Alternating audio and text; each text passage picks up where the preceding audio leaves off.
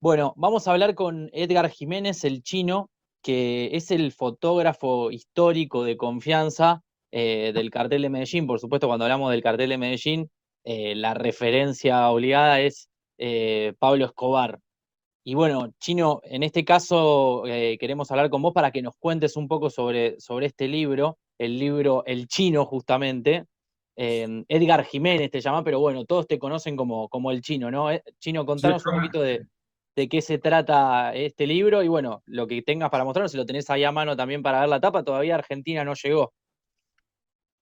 No, Sí, esperábamos. Dale, sí, dale. Federico, mira, el libro es este, Si lo el podés chino, levantar un poquitito, mejor. aquí está bien, Ahí va, perfecto, perfecto. el Qué buena chino, foto. exactamente. Pues es un libro, ya ves, es un libro de 400 páginas, con unas 120 fotos, que involucra no solamente mi vida como fotógrafo de Pablo Escobar, sino también mi vida como fotógrafo de eventos políticos de otra naturaleza, de partidos de la izquierda, porque yo aparte soy fui militante del M-19 y también tuve que ver mucho con otros movimientos de izquierda como el EPL, el Ejército Popular de Liberación.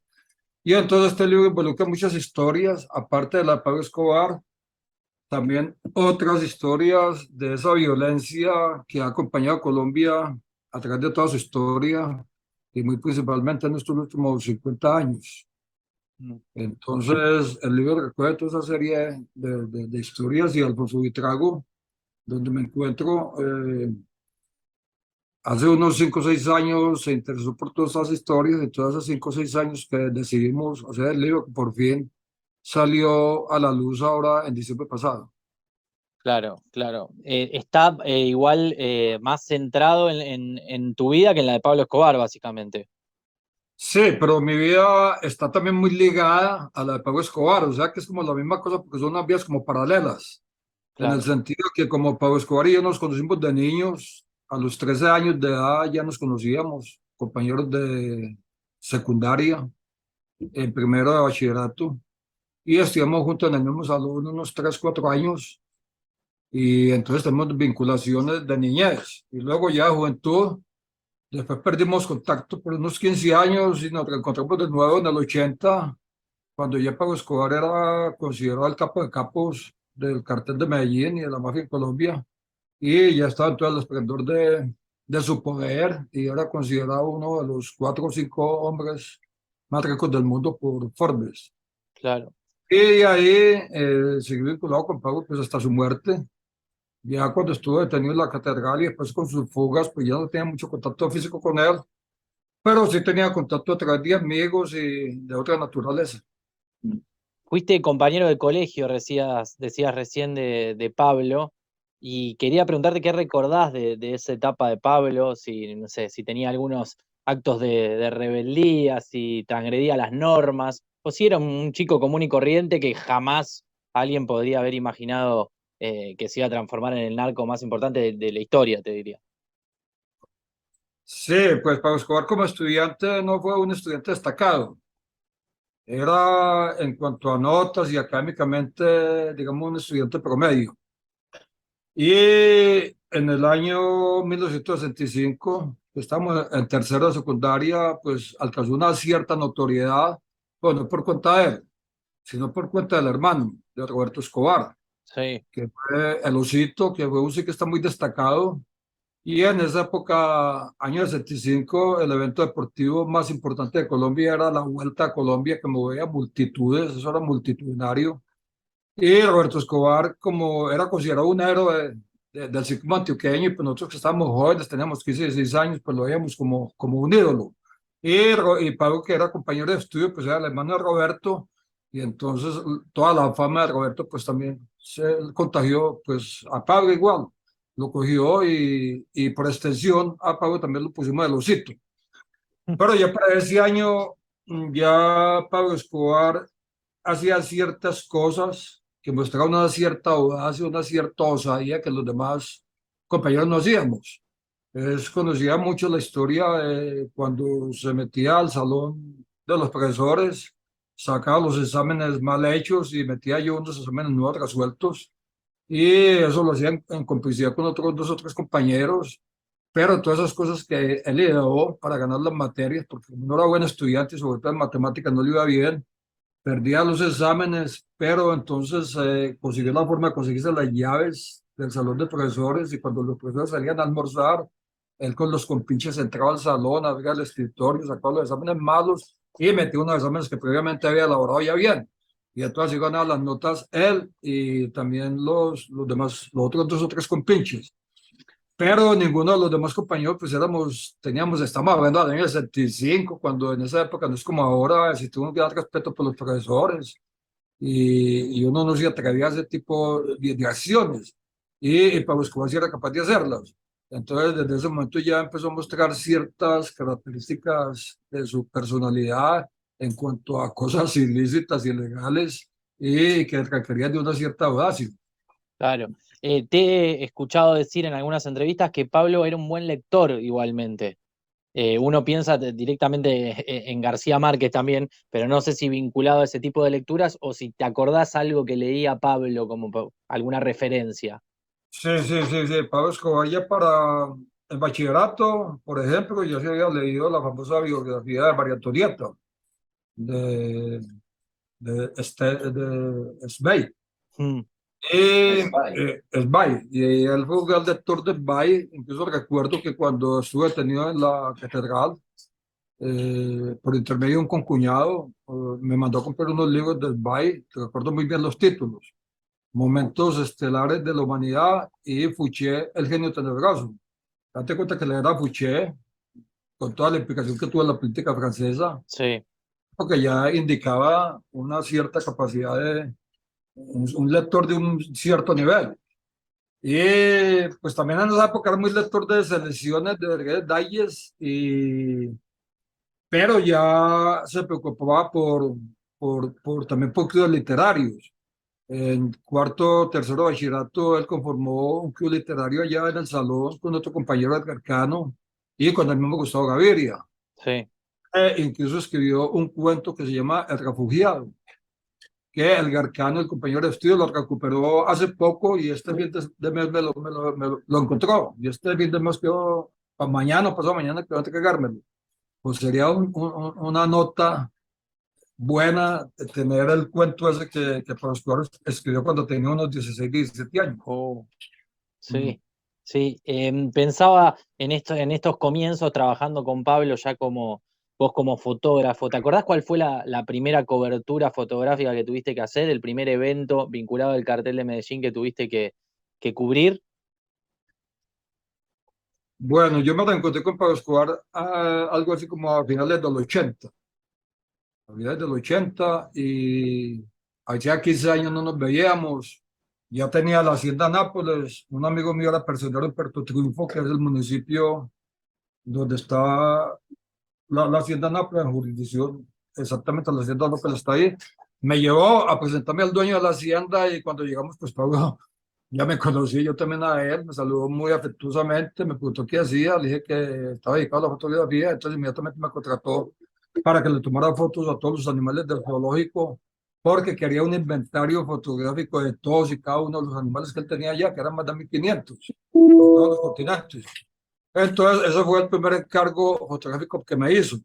Ya después de eso, en la campaña política, año 82, la campaña política a la Cámara, que fue 82, 86, y esa campaña se hizo en enero, febrero, comienzos de marzo del 82.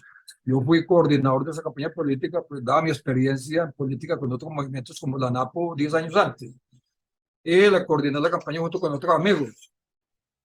Y ahí tomé gran parte del archivo fotográfico mío, es fundamentalmente del año 82 y año 83, cuando la campaña política y cuando los programas sociales que él impulsó, como Civismo en Marcha y como Medellín sin Tugurios, para dotar de casas a esos tugurianos, le llegaron a hacer mil casas, se lograron construir 500, porque la muerte de Lara Bonilla pues dio el traste con todos estos programas. Y con el programa Civismo en Marcha se hicieron muchas actividades en barrios y sectores populares que carecían de esto y aquello, una placa polideportiva, una quebrada de aguas sucias que había que tapar, unas escaleras que había que hacer. etcétera. Y las canchas iluminadas. El plan de Pablo era iluminar 100 canchas en sectores populares. Date cuenta que una ciudad como Medellín en esa época, con 100 canchas en barrios populares marginales, ¿sí? 100 canchas iluminadas, eso no era cualquier cosa. Con el programa se alcanzaron a iluminar como unas 50 o 60. El programa también quedó tronco, pues a raíz de la muerte de Laura Niña todo quedó tronco. Y bueno, esos fueron mis primeros encargos fotográficos de esos programas. Medellín sin Tugurio, seguimos en marcha, campaña política. Y luego ya con su familia, tanto por el lado de los senados, de la esposa de él, como por el lado de los Escobares, de las hermanas, me convertí en el fotógrafo de ambas familias. Hasta el año 2000 casi, o comenzando este nuevo milenio. ¿Te acordás qué animales había en ese momento ya en la hacienda? Y después, por otra parte, me imagino que cubriste también eventos familiares. Me imagino muchas cosas extravagantes, ¿no? En esos eventos familiares, esos cumpleaños familiares. Si nos podés contar alguna también que se te venga a la mente. Bueno, pues la hacienda Nápoles era una hacienda de unas 3.000 hectáreas, y incluso contaba con una parte selvática y la circundaba por un lado un río que se llama el río Claro y después se llama Cocorná, que desemboca en el principal río de Colombia, que es Magdalena. Y tenía una parte selvática y tenía muchos riachuelos y que la atravesaban, y quebradas que atravesaban la hacienda Nápoles. Una hacienda pues de unas características muy especiales, y uno entraba allá y cuando veía ese zoológico y veía esa pista de aterrizaje y su helipuerto y allá esos hangares con carros anfibios, con ultralivianos, con cantidad de motos acuáticas y vehículos y hasta carrozas del oeste, pues uno quedaba muy deslumbrado. Aparte tenía una plaza de toros. Y era una hacienda que tenía animales de los 5 continentes. De los 5 continentes había cebras, había ñus, antílopes, rinocerontes, elefantes, etcétera, de las sabanas africanas. Y también había de Australia ñus, emus, casuarios, los famosos canguros, y de las faunas de vacas de Escocia, bisontes americanos. O sea, era una fauna, era una gran cantidad y aves de todo tipo, incluso unos loros brasileños negros que costaron una fortuna, una lora de ojos azul que también costó una fortuna, costó carísimas, y muchas aves, cantidad de faisanes de todo tipo, y pavos reales caminaban libremente por toda la hacienda, unos 100 pavos reales de esos coloridos y también pavos reales blancos, y unos animales que llaman alcaldillos que también deambulaban libremente.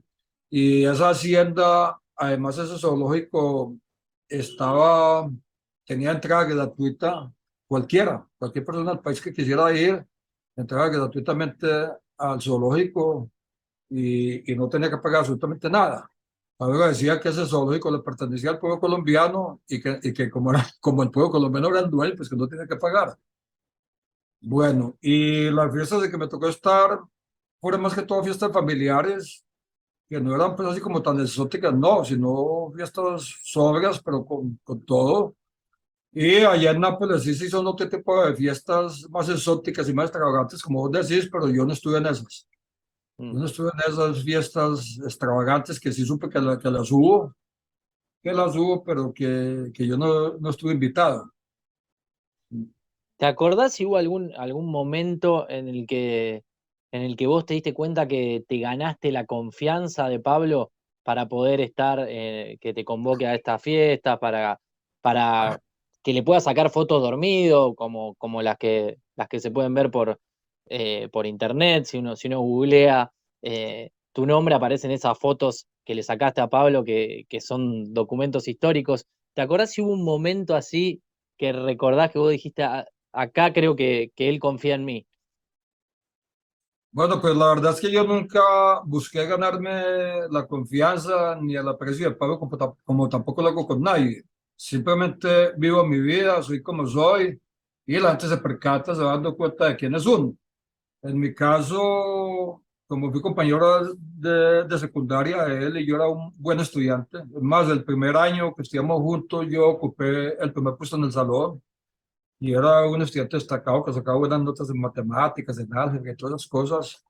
Y Pablo se daba cuenta de eso, pues entonces yo supongo que Pablo me tenía una cierta admiración por lo buen estudiante que era y aparte, pues yo siempre he sido una persona pues seria en quien los amigos han depositado confianza y nunca he defraudado esa confianza que me han dado. Y Pablo, que era bastante psicólogo y bastante analista, que penetraba muy bien el alma de la gente, pues sabía esas condiciones mías. Cuando ya después me vinculé como fotógrafo de él y como coordinador de su campaña política, pues seguramente que él fue afianzando esa percepción que de mí tenía y por eso fue que prácticamente me nombró como fotógrafo de él y también de su familia. Y es por eso que toda la familia, pues a mí me contrataba para las fotos, porque Pablo, pues, digamos, me recomendaba y pues la recomendación de Pablo, pues era muy, totalmente valiosa. Detrás de ese puesto de fotógrafo de Pablo Escobar, pues andaba mucha gente y muy buenos fotógrafos, mejores que yo. Pero Pablo me tenía la confianza en mí y aparte de eso, por la militancia. Pablo era un tipo de unas ciertas ideas de izquierda, pero fue un bandido y todo lo que se sabe, y después derivó en terrorista y en criminal, pero eso no quita que era un tipo en sus años de secundaria, de ideas de avanzada, de ideas progresistas, de ideas de izquierda, que era admirador del Che Guevara, de Fidel Castro, de la Revolución Cubana, y que estuvo imbuido por toda esa serie de movimientos sociales y políticos de la década del 60. Sí, estamos hablando del hipismo, estamos hablando del Mayo francés, estamos hablando de la guerra del Vietnam, estamos hablando de todos esos movimientos contestatarios. Y aquí en Medellín, en la ciudad donde yo vivo, hay un movimiento que se llamó el naísmo, que era un movimiento eh, contestatario también, que marcó, y literario, y con unos grandes escritores y poetas, y, y Pablo también recibió toda esa influencia como todos los de la década del 60, la figura magnética del Che Guevara, todo eso influyó en su formación política y en su pensamiento. Después, pero la principal idea que Pablo tuvo en mente siempre fue conseguir mucho dinero, porque él se sentía apabullado como todos nosotros por las élites de este país y de todos estos países latinoamericanos que están llenas de dinero, mientras una minoría, un 5% de la población es dueña de todo un país, mientras el 95% pues naufraga en la pobreza. Eso a Pablo nunca le gustó y él siempre quiso tener más dinero que incluso las mismas élites. Y lo consiguió. Y él la sometió y las humilló y hizo con ellas en un momento determinado. Pablo sometió no solamente al Estado, sometió no solamente al gobierno, sino que sometió las élites de este país. Entonces yo supongo que eso le puso mucha satisfacción a él. Una de las razones que yo siempre he considerado de que Pablo derivó en lo que derivó y arremetió violentamente contra el establecimiento, ¿sí? Y contra el Estado y contra el gobierno, pues una cosa fue el trato de extradición, otra cosa la persecución que se hizo contra él, que lo persiguieron los mismos políticos y las mismas élites que antes recibieron beneficios y ayudas de él. Se sintió traicionado y entonces eso causó en él una reacción muy violenta y por ahí derecho, en esa violenta reacción de Pablo contra el Estado, contra el gobierno, contra el establecimiento y contra las élites, pues se llevó por encima también toda la sociedad entera, porque cualquiera era víctima de una bomba. Entonces esa fue un tanto la locura, la demencia a la cual llegó Pablo Escobar. Claro. ¿Cómo manejabas el criterio por ahí de cuándo sacar una fotografía, cuándo no? ¿Tuviste algún momento, me imagino además que veías armas diariamente, no era que si uno cometía un error era un reto normal, supongo, sino que quizás podían llegar a amedrentarte de otra manera, no lo sé, desconozco, pero ¿cómo manejabas ese criterio? ¿Hasta dónde podías ir? Porque bueno, viendo las fotos que sacaste, ibas bastante a fondo, digamos. Sí, pues la verdad es que Pablo nunca me puso ninguna limitante en cuanto a las fotos que yo podía tomar. cuando él estaba pues ahí presente. Y yo sabía eso, pero también es cierto que él confiaba como en mi buen criterio. Él sabía que había ciertas fotos que no sabían tomar y él como que consideraba que no tenía el criterio para entender eso.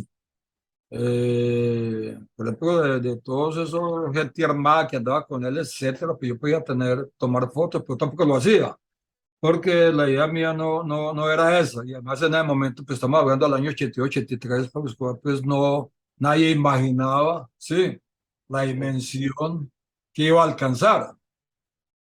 Nadie, absolutamente nadie, ni él mismo tampoco, ni nadie, que se iba a convertir en un mito y en el bandido más famoso quizá de la historia. Y también en uno de los bandidos más carismáticos, porque Pablo Escobar no es solamente un bandido famoso, sino que también tiene su carisma y su magnetismo, que eso ha contribuido toda la leyenda y el mito que se ha generado alrededor de él. Había ciertos momentos en que yo sabía que no podía tomar fotos. Por ejemplo, en una ocasión, cuando yo estaba clandestino después de la muerte de Lara Bonilla, que fue en el 84, estamos hablando del año 86, 87, tuve que ir a la hacienda Nápoles a tomar fotos de unos animales que habían llegado, que me había llamado el administrador, y cuando llegué tipo 6 de la tarde, que ya no iba en avión, porque ya esas viajes en avión que antes iba, pues, con la muerte de Laura Bonilla, todo eso se fue a traste, sino que ya viajaba en flota y caía a la entrada de la hacienda, pues y ahí mandaban por mí y entraba. Pero cuando llegué en la portería me dijo que no podía entrar nadie, que absolutamente nadie, porque había una reunión allá muy importante, una cierta cumbre, y que estaba prohibida la entrada para absolutamente todo el mundo que habían devuelto cantidad de gente. Entonces yo le dije que Barreto de la administración me iba a llamar para que me unas fotos y que había que ver en esa semana y que entonces cómo me iba a volver. Que llamara a Héctor y me lo pasó hoy. Entonces le dije, Héctor, ve, ya me dijiste que viniera a tomar estas fotos. Acabo de llegar y me dice que no puedo entrar. Entonces, ¿cómo hacemos? Me dijo, me es que no se puede porque hay una cumbre acá y está prohibida la entrada. Yo le andaba a decirle a Pablo que yo estoy acá. A ver qué te dice. Y fui y le dijo a Pablo que yo estaba ahí y le dijo, no, al chino no la entrar. Habían devuelto a medio mundo y me dejó entrar a mí. Entonces date cuenta que me tenía mucha confianza. Y cuando entré yo allá, pues había una cumbre donde estaba Gacha, donde estaban los Ochoas, estaba Carlos Ler, estaba Peluso Campos, estaba Pablo Escobar, y ellos estaban, esta es la piscina, y al lado de allá estaban todos los campos, y al lado de acá, pues está toda esa cantidad de guardaespaldas de todo, como 200. Pues yo obviamente me hice al lado de acá con los más conocidos que eran los lugartenientes de Pablo, con Popeye, con Arete, con Otoniel. Y ahí me senté con ellos y al otro lado estaban todos. Ahí si hubiera tomado una foto, siempre hubieran sido unas fotos extraordinarias. La cúpula del cartel de Medellín en una cumbre en la hacienda Nápoles, imaginás esas fotos si los hubiera tomado yo, él estuviera ahora donde estaba Rodríguez Gachi el mexicano, donde estaban los Ochoa, donde estaba Carlos Led, donde estaba Peluso Campo y Pablo Escobar, la cúpula del cartel de Medellín, unas fotos excepcionales. Pero yo sabía que ahí no podía tomar fotos, entonces no los tomé. En algún momento en todo este periplo, digamos, ¿tuviste miedo? ¿Pasaste algún momento en el que te llegaste a asustar? Me estás nombrando a Popeye, me estás nombrando a todos, parte de los sicarios de Pablo, que me imagino estarían todos armados. ¿Pasaste algún momento en el que te asustaste o porque a lo mejor llegó la policía o distintas cuestiones? No, la verdad es que nunca, porque es que cuando estábamos en Nápoles y que Pablo estaba en la clandestinidad y ya era perseguido, pues siempre había un montón de anillos de seguridad, de Nápoles hacia Medellín y de Nápoles hacia Bogotá, por toda la autopista, había un montón de informantes de los anillos de seguridad de Pablo Escobar, y si había algún movimiento extraño, inmediatamente era avisado, o si de pronto también de la policía le iban a mandar helicópteros artillados o cosas de esas, también tenía sus informantes allá que le avisaban. Y yo sabía eso, yo sabía que en caso de un eventual ataque a Pablo Escobar, se sabía con una hora de anticipación que le iban a atacar y todo el mundo pues tenía posibilidad de salir. Yo nunca me inquieté por eso. Además, yo tampoco hice nunca parte de la estructura pues delincuencial ni criminal de Pablo Escobar, sino que yo era un simple fotógrafo que estaba ahí. Y, y de Popeye y Arete, de Otoniel, de Negro Pavón, de todos ellos, pues yo era amigo porque permanentemente pues me encontraba con ellos en esos sitios. y entonces pues tomaba cerveza con ellos, me tomaba un tinto, charlaba, etcétera. Y ellos veían que Pablo como que me tenía confianza a mí y entonces también me respetaban a mí por el hecho de que veía que Pablo tenía como una cierta especie de consideración conmigo y me trataba con cariño y con afecto. Eso era notorio, ellos lo veían y entonces también me trataban también con cierta deferencia. Entonces yo, y con Pablo pues nunca, porque yo pues de Pablo no tuve, personalmente no tengo absolutamente nada que sentir. Pablo siempre se manejó muy bien conmigo en todo sentido. Es más, cuando jugamos fútbol, jugamos unas 2 o 3 veces, me tocó jugar contra él y él jugaba delantero y yo de defensa y él también me tocaba entrarle con todo y al piso 1, 2, 3 veces. Y Pablo, pues, la tercera vez que le tiró al piso, levantó primero, me dio la mano y me dijo que la tomara con calma. Pero, pero yo le daba patadas pues a él. Todo el mundo jugaba para Pablo y yo no, yo jugaba contra él y como se juega el fútbol. Y entonces Pablo entendía toda serie de cosas y la verdad es que yo nunca tuve temor de andar ni con él ni con sus guardaespaldas. Nunca. ¿Tenés Yo siempre alguna, fui muy desapercibido y claro, no, como que percibía que corría algo en peligro. No, no, no, nunca. ¿tenés alguna foto preferida que le hayas sacado a Pablo Escobar o a lo mejor, no sé, algún familiar, algún evento, a toda su familia quizás, no lo sé? Bueno, acá en el libro hay algunas fotos que a mí me gustan. Las 2 fotos que más me gustan de Pablo son una que se puede decir que marca como el comienzo y otra como el ocaso. Una que marca como el apogeo Sí, de la la vida de época, Pablo, la época de esa, oro. la época de oro. Y la otra que marca como el ocaso Mm, o el comienzo del fin.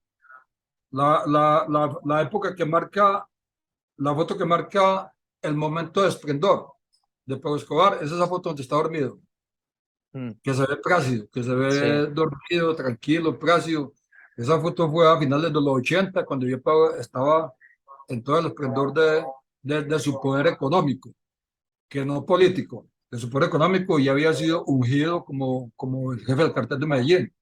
Era el gran capo de la mafia colombiana y uno de los 4 o 5 hombres más ricos del mundo. Y en esa foto, prácticamente dormido, que es muy conocida, que es icónica, pues se ve a un Pablo satisfecho, sereno, tranquilo, etcétera, como el tipo que ha triunfado. Eso fue a finales de los 80, porque la época de esplendor de Pablo yo la marco desde el nacimiento del hijo de Juan Pablo en el 77 hasta el nacimiento de Manuela en el 84. En el 77, cuando nace Juan Pablo, ya Pablo ya consiguió un cierto dinero, pero el 77 como que empieza a marcar la época de esplendor y de ascenso vertiginoso de Pablo Escobar. ¿Sí? mm, Y en el año 81, pues ya es uno de los hombres más ricos del mundo, y ya para el año 82, o sea, el año siguiente, ya es representante de la Cámara. O sea, ya al poder económico le ha sumado el poder político que él buscaba.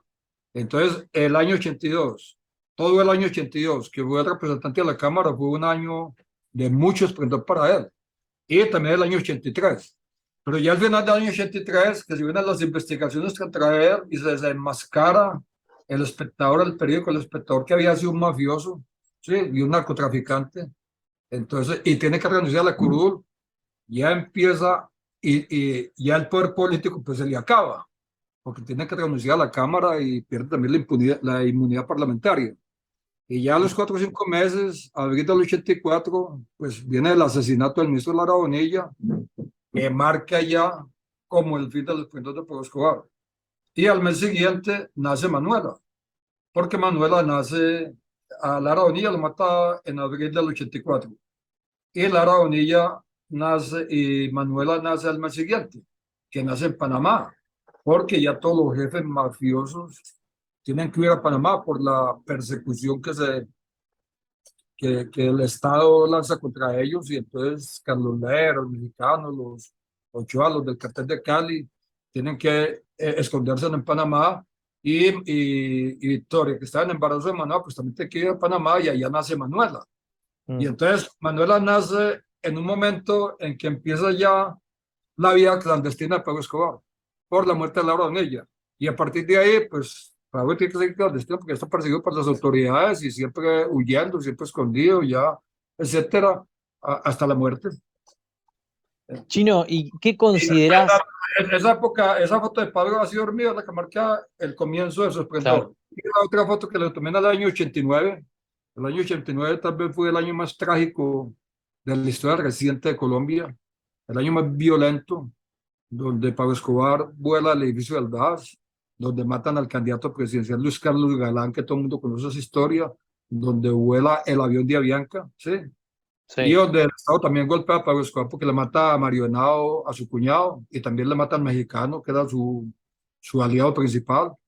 Esa época, y aparte de otras muchas cosas más como la voladora del espectador y eso, y muertes de muchos magistrados y eso. Ese año 89, a comienzos de ese año, es la fiesta de cumpleaños de Juan Pablo. Yo estoy en esa fiesta, que fue en la Hacienda Nápoles, una fiesta clandestina, donde solo estuvo presente la familia y unos dos o tres amigos cercanos, y los meseros, y yo como fotógrafo.